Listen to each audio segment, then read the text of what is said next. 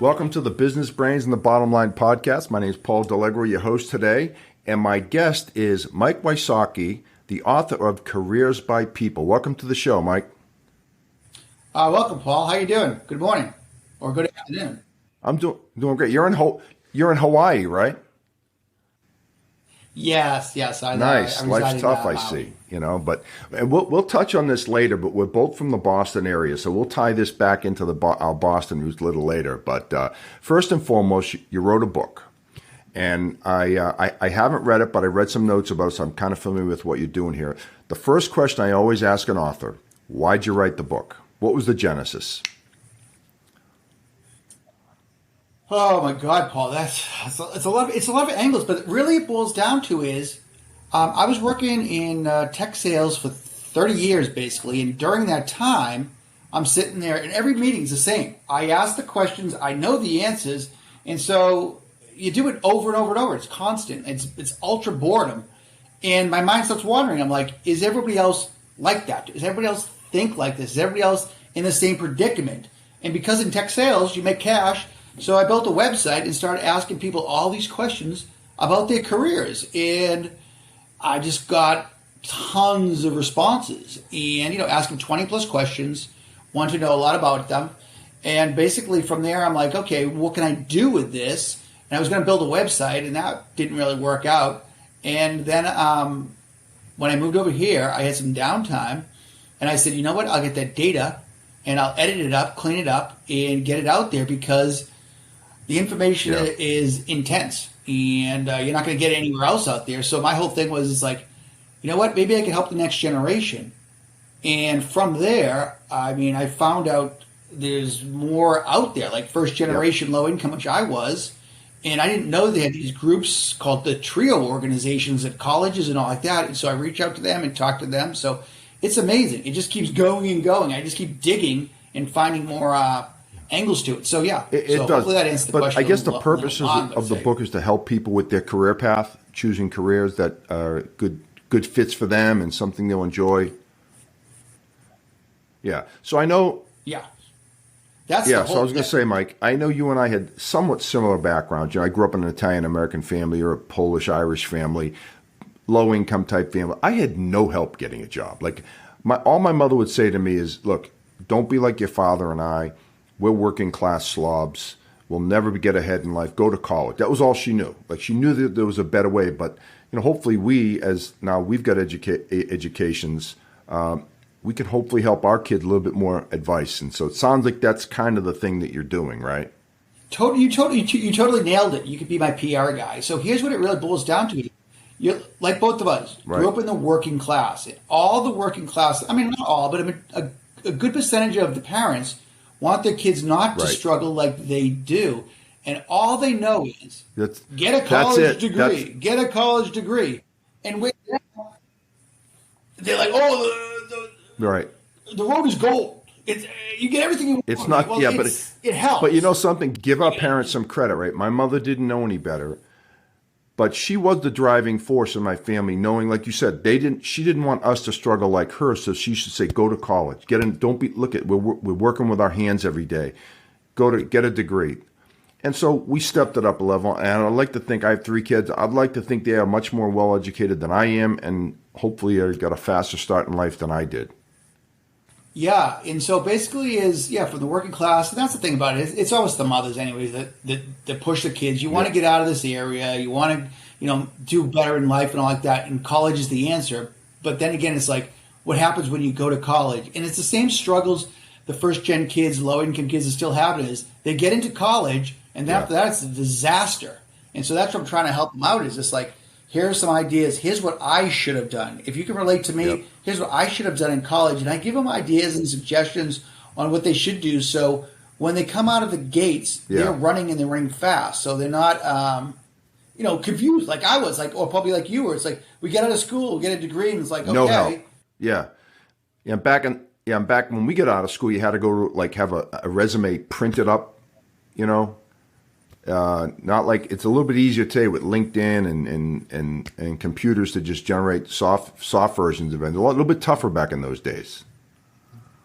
the opportunities these days are out of control. With not only LinkedIn, you get Indeed, you get so many of these companies, and that's it. And you can really narrow it down.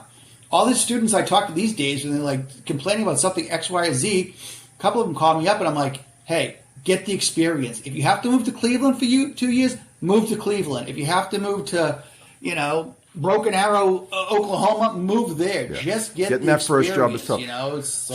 So obviously you want people to buy the book, so we don't want to give away too many of your secrets, Mike. But what are some of the concrete things you tell people about their careers? What's the advice you give them? Well, it's basic stuff. And that's the thing about it is because so many people just go out there and muddy up the water. It's clear and concise. Find something you're passionate in. And with that, dig as much as possible into opportunities. So I want you to narrow down your career focus to 3 or 4 occupations. And from there, go out and read about it. Go out and talk to the people. Do internships. Do part-time opportunities. Be a gopher. Just go for coffee, free volunteer. And so, that's how I kind of do it. It's like, you got to really narrow it down to passion. And the reason is they're like, people are like, well, passion, you don't make any money. I go, well, passion, you can make money. I go, okay, you don't want to be the best barista at Starbucks. But what you want to do is you want to focus into opportunities that you think you enjoy and can figure it out growing from that way. Because even just get in the industry you like and see what goes. Because some of these people I talk to, they're like all over the place. I'm like, find an industry, because if you like the industry, you'll read about it and you'll eventually move around and move up. But because I use myself as an example, I just did it for money. I could care less about backup, storage, security, all that stuff. It just was how much cash can I make? And that was it. So that's why I had a guest on probably 2 months ago, and he specialized in getting training to get into security sales, right? The security end of it. And he said some of the same things you just said. Do internships, volunteer, just get your foot in the door. Outside of just getting some training, of course, to get certifications, to get your foot in the door somewhere, you got to be creative and get that first gig, even if it's, an internship. So obviously you guys are saying the same thing. Yeah, I saw someone there was some guy that did write a book on that whole subject. He's like, you're going to make $100,000, do IT sales. I'm like, it's like, it should be simple. Any GED, you need a 3rd grade education. Can you speak? Can you write? And you know a little bit about business? Great. You can be an inside sales guy for any IT company in America and make $100,000. Congratulations. But but here's the thing about it. If you're from, like us, lower income, money's the answer to every problem in America.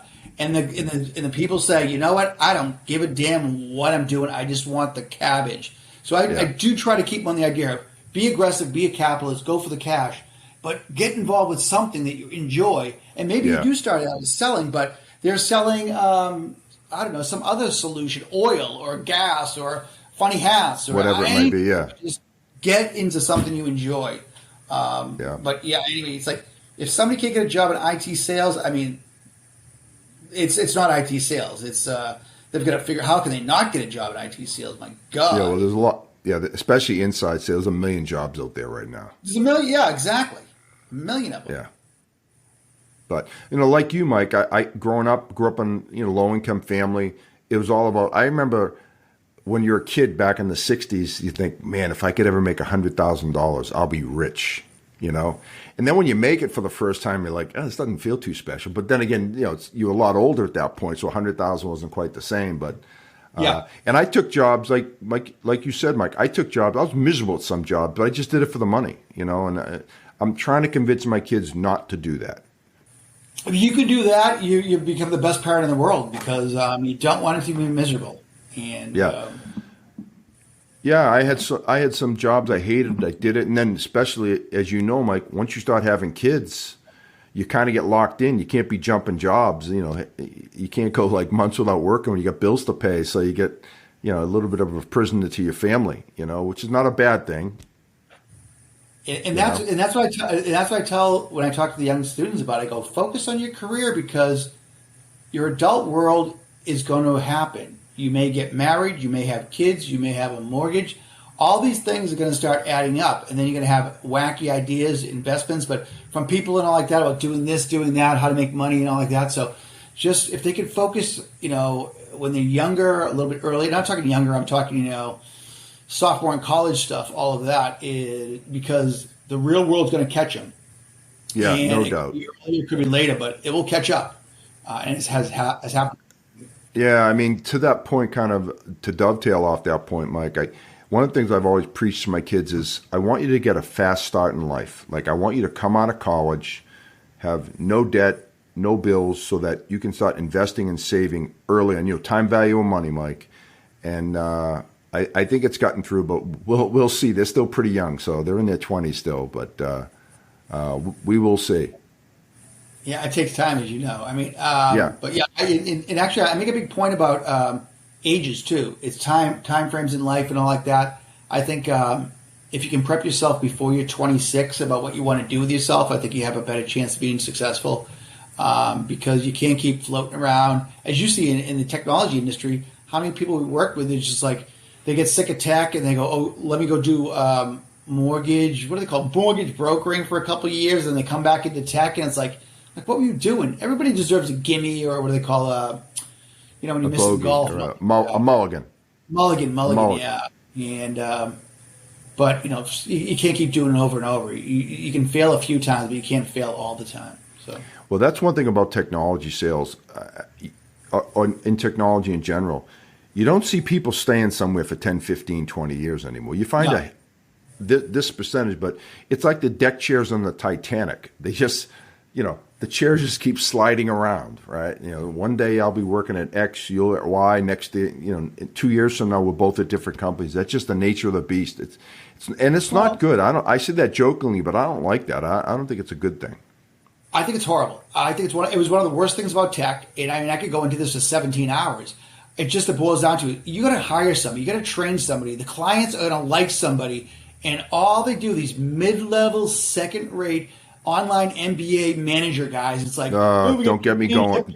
Territory. We have to, check it out. We have to move you to do this, didn't do that, and it's like these clowns will say anything to keep their easy, cushy gigs, but it's just pathetic. Yeah. And the clients, I mean, I could care less about. I had some good managers and some bad managers. In tech, as you know, mostly bad because you're in the same industry. Mostly bad. I would agree with you on that. There's a few good ones out there, but not many. Yeah. A few good ones. Actually, you're like this one. All the good ones donated my books to their colleges. So, but the funny thing was when they'd mix it up, and you call the clients, and the clients were like, "Who do I got to talk to?" And I go, "There's nobody." I go, "Management made a decision," and they're like, I don't get it. I've been working with you for 5 years. We've got a great relationship. We've got a lot of things going on. Why do you have to do this? I go, it's corporate America. And then it's bureaucratic. None of those guys ever question authority. They're all puppets. And it sucks. Yeah. There are a few rebels out there, I got to say, which was a blast to work with. I worked with a couple of them. But a majority of them, all puppets. They just like whatever they could do to make more money and not ever make a sales call in their life. Tiring. To hell with them. Yeah, man, you got me thinking now, Mike. I remember a couple of times, end of quarter, right? Sales manager calls you up. Got to get that order to come in. And they do whatever. And they talk tough with you, right? A couple of times I said, look, why don't you come in town? Let's go visit the customer and you can ask him. And it's amazing how sheepish they become when they're in front of the customer, right? Like they talk tough on the phone to you and they get in front of the customer. So I'd leave and I go, that's it? That's what you wanted. I could have done that. I didn't need you for that. But, they're all tough guys when they're not in front of the customers. Yeah. I mean, but, and so it's always a revolving door, too. So it's just like, anyway, but it's just like, it's one of my things of just like, with the good guys, it was cool to work with them and, get things going and they helped you with the growing and all like that. But some of the bad eggs, I mean, geez, I don't care. So when did you write the book, Mike, by the way? Let's get back to the book a little bit. When did you write the book? Exactly. Instead of going off on the IT tangent of because I know you and I could talk for hours on that. So let's stay focused, Mike. Come on. Yeah. So what happened is I got all this research and information, and I was like working on it back and forth, over the years. And then after that, it's and here's how it really went to the next level. Was I have the questionnaire is done. I was going to do 66 original, but the publisher thought I was too close to the devil with 666, and I'm like, okay, you got the joke. It was kind of like a hidden joke internally, because I thought it'd be funny. I always get subtle comedy going on, and the publisher goes, "What about 101?" And I'm like, they go, well, "What about more? Can you do some more?" And I go, "I can do as many as I want because I got more for book 2." And I'm like, she was like, "How about 100?" I go, "No, 101 for English 101, Math 101, all that stuff." So we decided on 101. And from there, I had a rough introduction about the book and all like that. And I basically passed it on to the PDF version of it as I was working on that to my advisor over here in Maui. He did Stanford PhD and all like that, professor at Stanford. So whatever he says, I just listen to as much as possible. And he's like, okay, 1, you don't have a conclusion, so we'll work on that. I'm like, okay, cool, good point. And that, which is weird because, it's like I wasn't doing much writing over the years. And it was just like the book or blah, blah, blah. And then he loved the surveys, and then he said something that just which really helped it out. It really geared me up. He goes, I've read 5,000 books. I've never read anything like this. He goes, you got to get this done and get it out there. So from there, I get, he gave me some suggestions on tweaking. I tweaked it up, and he's like, okay, great. This looks a lot better, more clear and concise. And I really dug into it. I really thoughts. They come at me here and there. I'm at the gym, a thought will shot in my head. Take a shower, shot in my head. I'm sitting there spacing out watching TV. It comes to me, all this nonsense. And so I have to really narrow it down. And so from there, one of his former students published a book a couple of years before. And he goes, hey, I'll connect you with my publisher. And I'm like, no problem. So I call the publisher up, and they're like, right there on the line, they go, yeah, we'll do the book. And I'm like, no problem. And from there, they really made it nice. Going through editorial was a pain in the ass because editors are usually not fun people, and they try to screw with jokes. And I'm like, come on, you don't know how to write a joke, so don't screw with the jokes. But they did help me out with how to set up the book to be more linear or something like that. And I'm like, okay, yeah, I go take paragraph A and put it to paragraph Z or whatever, but all that stuff. So did a lot of that, and then after that, it came out. So it was they call it Advanced Reader's Copy, ARC. And with the ARC, I sent it out and just started getting endorsements. And I got, seriously, I overkill, like 25. My goal was I really wanted 2 Ivies, but I came borderline with like 3 of them. I got Harvard to sign on, which is massive. So I got Harvard, Stanford, UMass, BU, Northeastern, top schools, Alcorn State, Western Kentucky. I can't even remember all my schools. And then you got military who loved it, nonprofits that loved it, high schools. I got this guy over here from Punahou Schools who did this summer program for low-income students, Carl Ackerman. It's just and it just gets weirder and weirder and cooler as well because Carl Ackerman, one of my endorsers, grew up with Professor Blacker back in Santa Monica. His brother played baseball with the main endorser, and it was just like, my God. So yeah, like everything in life, the world is smaller than people think. Nice. So when you call up a university, who do you talk to at a university? We mean if I'm right now or before trying to get an endorsement? No, to try to either get an endorsement, but if you wanted to go speak at universities, I'm sure you do speaking engagements, right? Yeah, so here are the things I'm targeting would be first the TRIO programs, which is for the low income first gen students, and okay. It's usually like at the school, pick the school in your head. Tons of them have these programs where the students can go in there and get some help, and get things organized. So you get that. You get the career centers, which is a good target too, and people that are teaching the first year classes and all like that. And those are the big 3 to go after. Sometimes I have fun with it, like a sociology class on work. I think my book should be in, and other subjects about working world and all like that. So I wanted to consider it a sociological review too, and I reached out to the top sociologists in the country, and I think number 25 said, he goes, I like it, it's going to sell, but it's not a sociological review. And I'm like, all I need to do is yes or no. So yeah, there you go. That's good. At least he was direct with you, right? Yeah, which is cool. And that's what you like. You don't want these guys to pussyfoot around. You want to tell, hey, here's the deal, Delio is and blah, blah, blah. So yeah.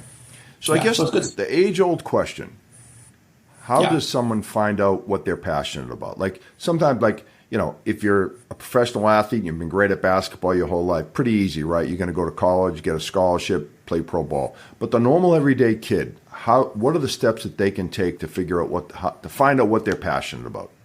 Well, some of the things I mentioned is when I go into, I'm like, okay, was it the old Abraham Lincoln rule, left and right side of the paper or something like that? Is like, what subjects do you enjoy and what subjects do you despise? And I go, for me, I go Spanish. I was terrible at Spanish. I took 7 years of Spanish. I can't speak it. So that's automatically off the table. Hard sciences.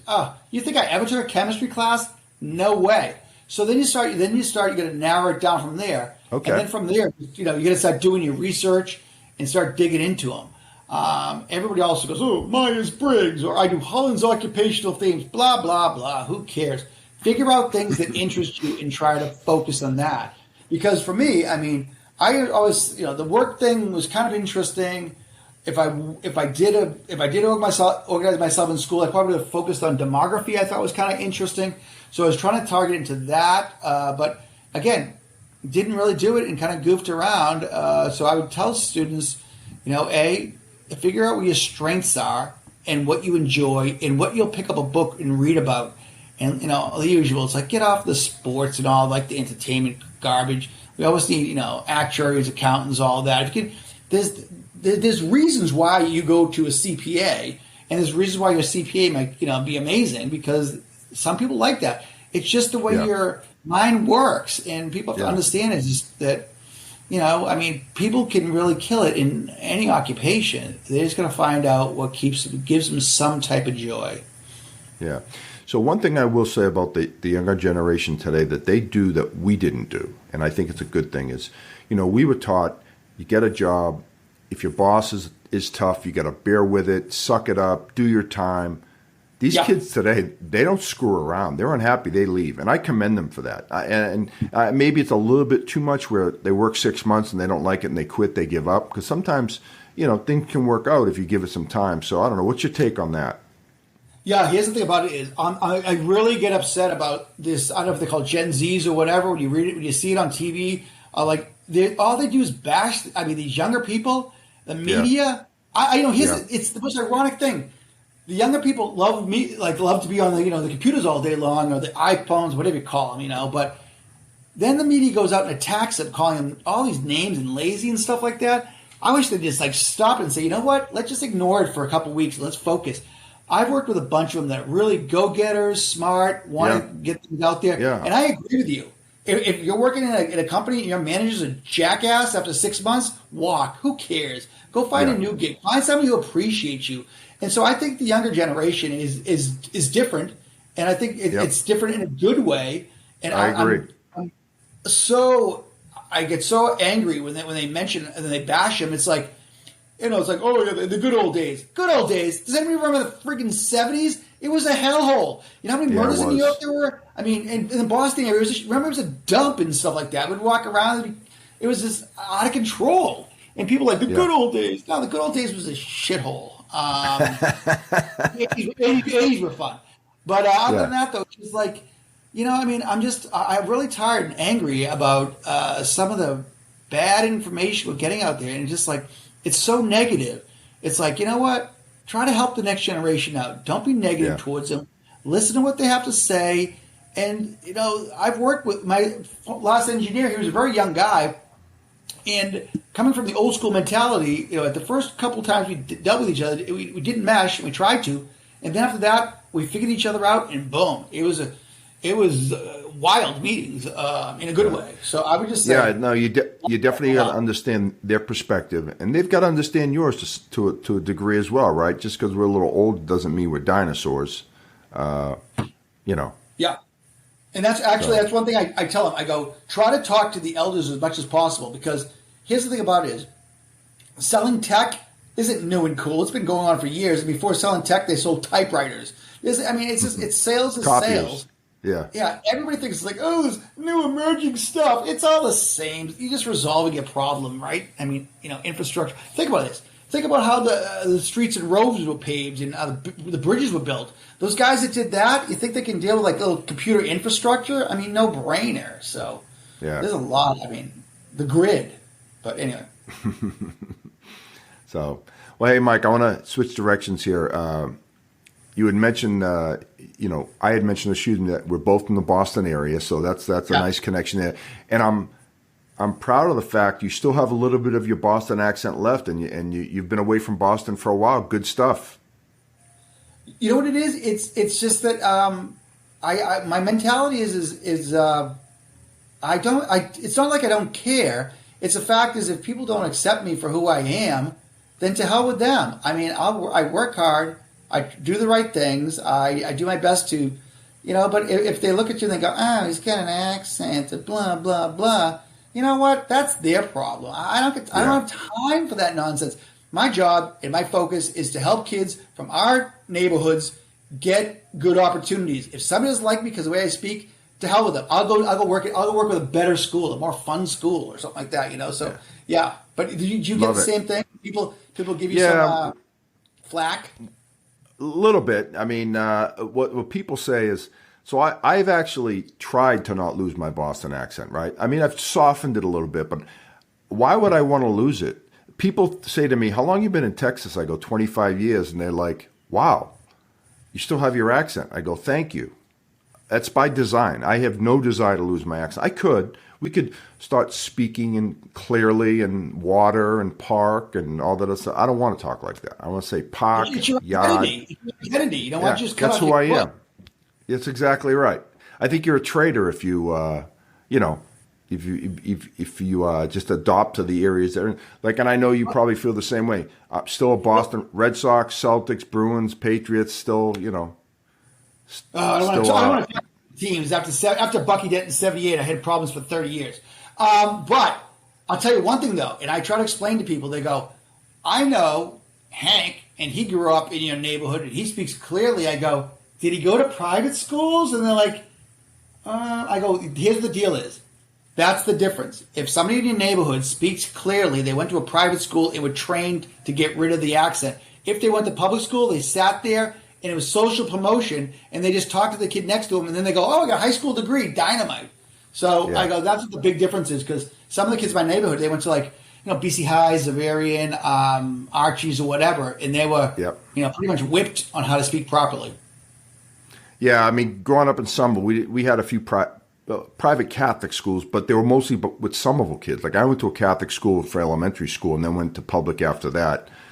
Yeah, but they're all local, not like the BC, not the upper, like the BC Highs of the world, the Zavarians, like you're talking about. A little bit different. Those are more like prestigious Catholic schools. Yeah, well, I mean, it was easy to get to from the T. So that's anyway. So but those guys got cleaned up. Yeah, if you went to a local I think it was like Archbishop Williams or something like that. Who knows? But what's some? I want to leave here with some concrete. Well, first off, they got to buy your book. That's the number one, Mike. So where do they find the book?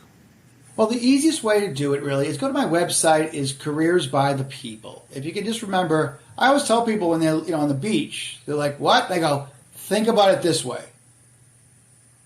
The Constitution is we the people." So I ripped off Madison by Careers by the People. So Madison's probably upset with me, but it's Careers by the People. They can go on Amazon, Bezos, whatever, or they can buy it off my website, which goes to my distributor, and they'll ship them the book from there. So those are the easiest way. There's an ebook they can get. My website has a downloaded excerpt of the book, so they can download that. It has interviews. It has book reviews. It has the plethora of endorsements. I'm working on a YouTube page to help the younger people with some ideas about how to find jobs, resumes, all of that. I just did a resume booklet, 2-minute video the other day. So, it's there to hopefully help them out and give them some ideas and suggestions. That's good stuff. So, like the old joke about being born on the wrong side of the tracks. We were born on the wrong, not the wrong side in the sense that we were like homeless or any of that stuff. But I had no idea what I was doing when it came to educate. None. And hopefully, in all seriousness, hopefully this book helps a lot of people and the people that need the help. People that come from families that are third and fourth generation college educated, own family businesses, they're going to be all set. They have nothing to worry about. Yeah. But it's the people that, like you said, that grew up on low income families that really have no guidance in their lives, that hopefully this can help. And that's really it. There's no question. I'm not targeting, the top 50 schools and all like that. The kids that actually, a lady at BYU called me up in Northwestern as well. They're like, you don't get it.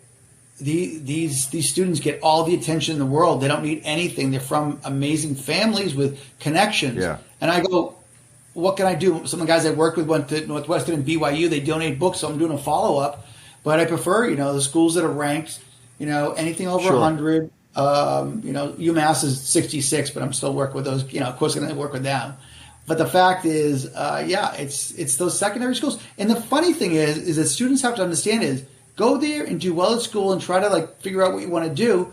And in about 5 or 6 years, your school's going to be one line in the resume. So it will not matter that much. Yeah. Ivy Leagues are great and all like that, but go find a school that's fairly priced and a good school. And after that, it's it's networking and business 101. You got to go out and kick ass. Yeah, no, you hit it right in the head. Well, I think we'll close on that note, Mike. Thanks again for being on the show. Really enjoyed it. And like I said, Mike Wysocki, the author of Careers by People, you can get on Amazon and his website. And I think this is it's going to be a great book, Mike, because I think it's much needed.